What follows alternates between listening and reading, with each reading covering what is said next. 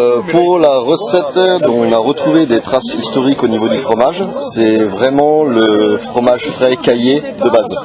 Donc c'est un fromage qu'on va prendre à base de lait entier, donc soit de vache, de chèvre ou de brebis.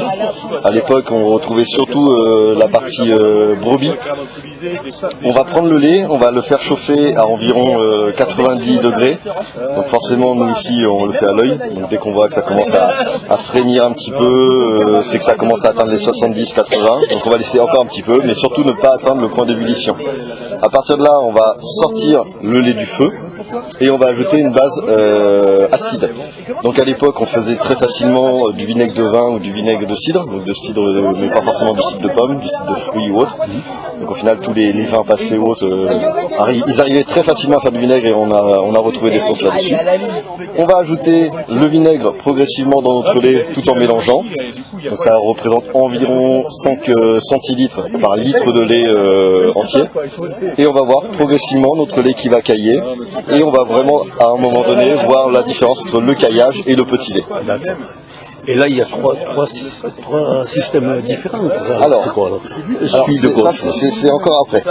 C'est vraiment, on fait notre base de fromage. Ouais. Donc au moment où on va le passer à l'étamine, on va se retrouver avec un fromage entre le fromage blanc et le caillé, un petit peu comme la faisselle. À partir de là, c'est là où on va choisir ce qu'on veut en faire. Donc est-ce qu'on veut en faire un fromage type fromage blanc pour le manger sucré, donc comme on a là à gauche avec des fruits, du miel, des fruits séchés ou même parfois des céréales supplémentaires. Ou alors si on veut le transformer vraiment en fromage salé. Si on décide de le passer en fromage salé, c'est à ce moment où on va ajouter le sel dans le fromage parce qu'il est encore humide et ça va permettre de vraiment mélanger le sel à notre lait caillé. Et une fois que, donc si on a décidé de le faire en fromage blanc, on va le laisser tel quel sans sel mais juste encore très humide. Et si on décide de le passer en fromage, une fois qu'on a ajouté le sel, on va le repasser à l'étamine. Et là, deux choix possibles. Soit on laisse l'étamine s'égoutter tranquillement pendant plusieurs heures. Donc plus on va le laisser longtemps, plus notre fromage va sécher et plus on va pouvoir le voir comme ici où il va être sec, un petit peu cassant, on peut l'émietter. Et donc là, au final, soit on le mange en émietté comme ça, on va pouvoir y ajouter des échalotes ou alors de la ciboulette ou différentes herbes. Donc pour l'instant, on n'a pas encore, à part si les échalotes ou certains légumes racines, on a retrouvé. Mais par exemple, pour tout ce qui va être ciboulette ou autre, moi, j'ai pas encore réussi à retrouver des traces. Donc on le fait pour nous, pour manger, mais d'un point de vue historique, je suis pas sûr qu'on ait retrouvé des traces. Ça, vous l'avez fait hier alors? Tout à fait. On l'a fait hier après-midi. On a fait 4 litres de lait, donc on s'est retrouvé avec environ 800 grammes de fromage à peu près, qu'on a divisé, et qu'on peut manger à côté avec les serniki. Les serniki qui sont des petits pains russes. Ouais. Et donc c'est simplement de la farine qu'on a mélangée avec du petit lait, le petit lait qu'on a récupéré du fromage. Et ça donne une pâte standard à pain. Et au final, on les fait cuire dans la poêle. Ce sont des petits pains ronds. Et ça aussi, on a réussi à retrouver des sources historiques. Donc c'est un petit pain qui est encore mangé aujourd'hui dans toute la partie russe, Ukraine, Pologne. Et au final, c'est vraiment un accompagnement. Ils vont s'en servir aussi bien avec du fromage, salé, sucré, ou alors dans les plats. Ça va permettre d'accompagner les viandes, le borsch ou autre. Et c'est vraiment un élément consistant qui va permettre de pas colmater l'estomac, mais voilà, vraiment nourrir. Voilà, alors si vous pouvez m'expliquer ce que vous êtes en train de faire alors. Et ben là on est en train de faire un pan de mur en bois avec la technique du bois debout qu'on appelle. C'était la technique qui était utilisée par les Scandinaves pour certains bâtiments, on va dire des bâtiments quand même un peu cossus. C'est pas le bâtiment du paysan, ça va être pour des palais ou des maisons un peu alors vous riches. travaillez comme à l'ancienne, c'est-à-dire avec certains outils. C'est des outils à main et des haches, des ciseaux à bois. Ouais, d'accord. Donc on part d'un tronc et on le transforme en planche. Et après on taille tous les assemblages au ciseau. Ouais, d'accord. On prend du coup plusieurs brins qu'on tresse une première fois où on a un tauron. Ensuite, ce tauron-là, on l'attache d'un côté et on refait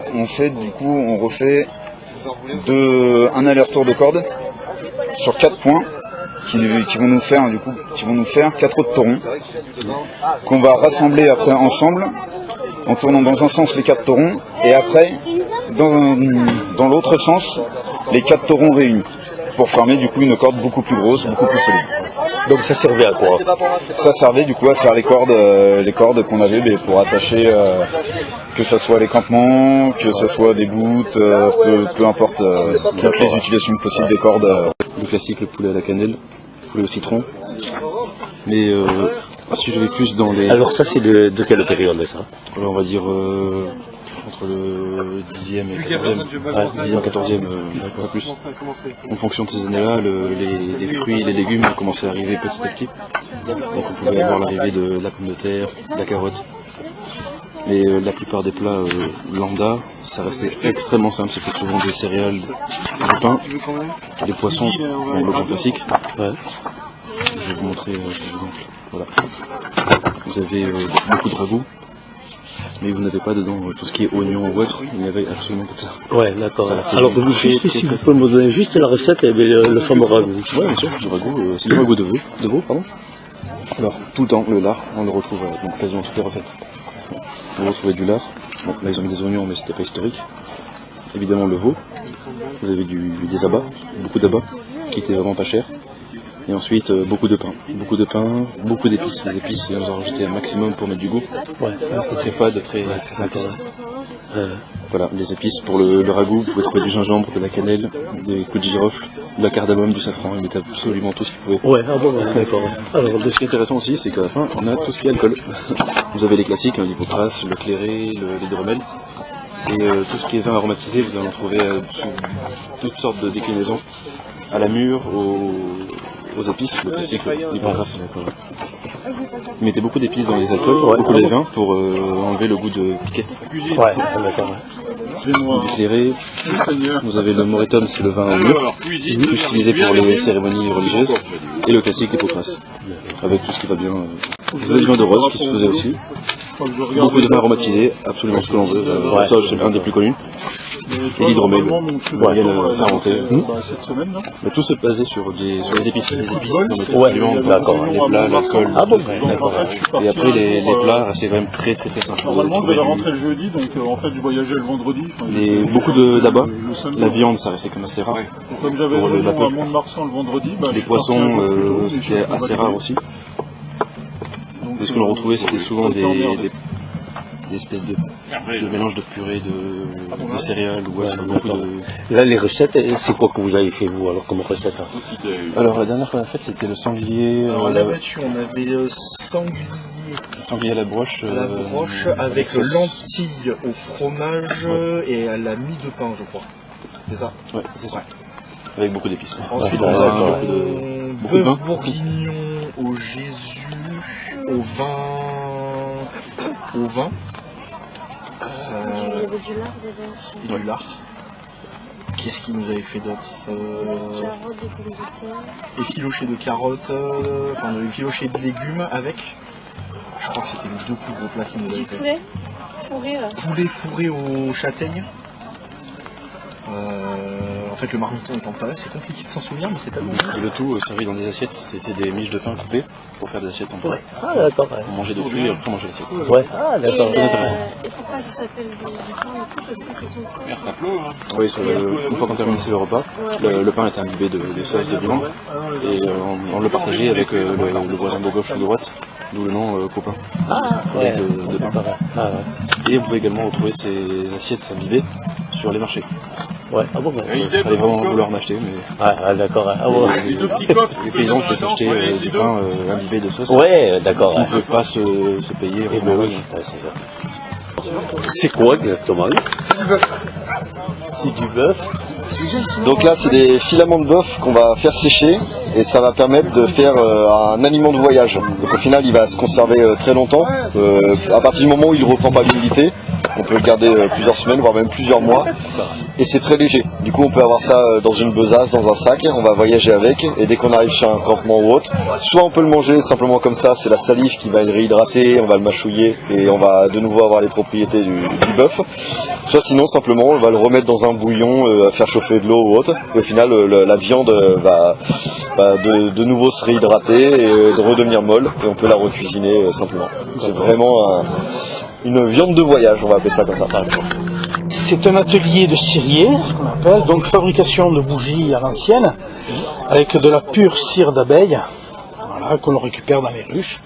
Voilà, et par trempage après successif dans le pot, on obtient une bougie avec soit cordes de chanvre, on va dire pour les gens communs, ou des cordes de coton pour la noblesse. Voilà. Et c'est des bougies qui se consument en environ 1 heure. D'accord. Et là, donc, vous, pour les faire, vous avez repris un peu quelques livres pour savoir un peu comment ça se faisait ou pas du tout? Ah, tout à fait. C'est historique. C'est une matière historique. C'est par trempage successif. Une bougie fait environ entre 50 et 60 passes. Et puis des explications, il livre les laines aussi, qui permettent, vous voyez, mes chevaux, qui permet les couleurs nécessaires. Ouais, d'accord. Ensuite, alors, il y a... Ça s'appelle comment ça alors? C'est la broderie de Bayeux. En fait, quand ils l'ont trouvé, ils ont dit tapisserie, mais non. Elle fait 70 mètres de long, sur à peu près 40 cm de hauteur. Elle est faite de 9 pièces de lin différentes, qui ont été ajoutées. Alors, premier point, on fait les contours au point de tige. Ensuite, on fait ce que je suis en train de faire là, un point de lancer qui permet de remplir. Sur le point de lancer, on fait un point de barrette inversé, perpendiculaire au point lancé. Et ce point de barrette, on le fait tenir avec les petits points que vous voyez là, qui sont les points de picot. Alors ça donne de la solidité. Et alors, l'avantage de la broderie de Bayeux, de ce point-là, c'est qu'il n'a pas besoin d'être très très très régulier comme une broderie moderne, parce que justement c'est mieux. D'accord. Et ensuite, alors vous voyez, on peut faire une courbe comme ça, ou bien les courbes, donc vous voyez les points comme ça, et puis il y a la courbe comme ça aussi, et puis comme ça, par exemple, ou comme ça. Ça date de quelle période alors? 11e siècle.